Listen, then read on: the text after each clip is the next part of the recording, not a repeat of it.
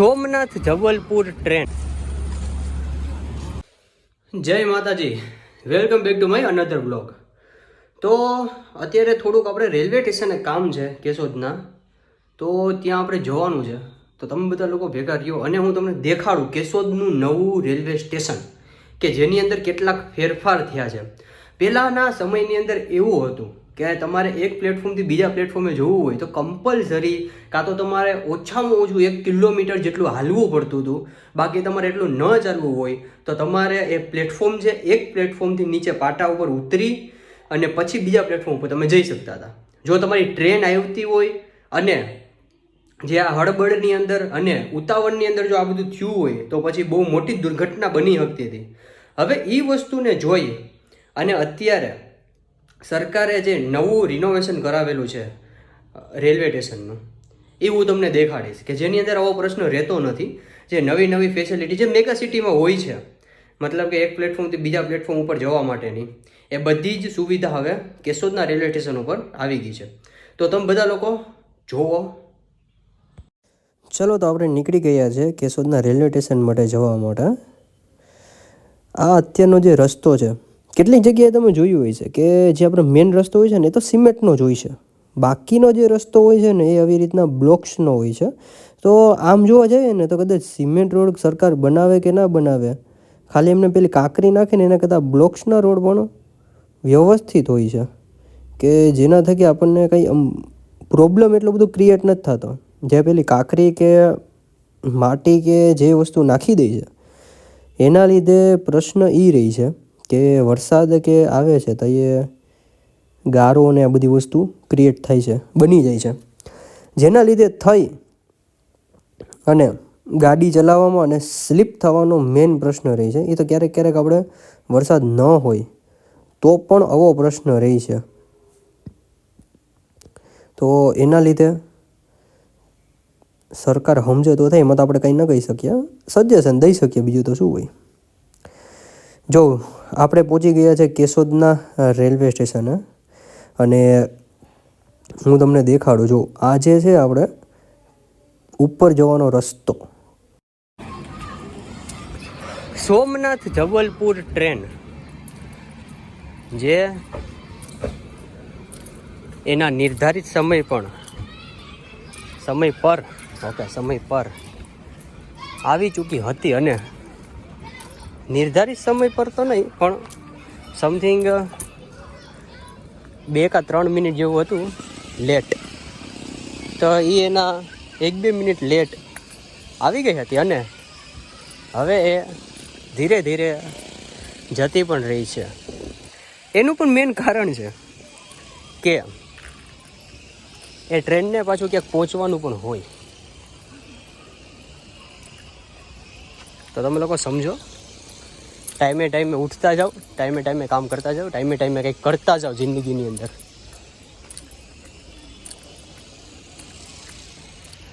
Keshod station.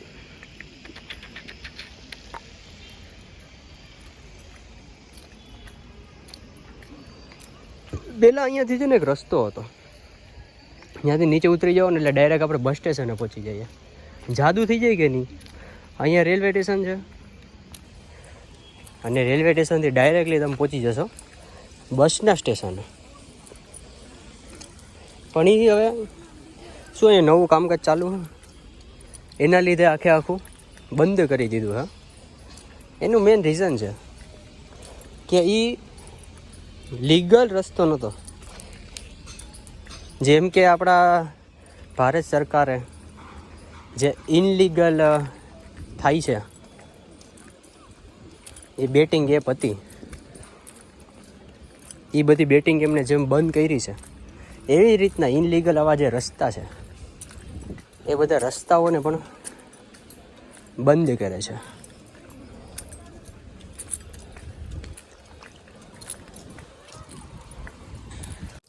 તો તમને બતાવવા માગું છું કે જે આપણે ઉપર ચડવાનો રસ્તો છે, જે કે પ્લેટફોર્મ અને પહેલાં ડાયરેક્ટ પ્લેટફોર્મ થકી જઈને જતા હતા, એની જગ્યાએ હવે આ જે પ્લેટફોર્મની બહાર નીકળવાનો, પ્લેટફોર્મની અંદર આવવાનો અને રેલવે સ્ટેશનની બહાર નીકળવાનો આખો આ રસ્તો છે કે જે હવે બનાવેલો છે.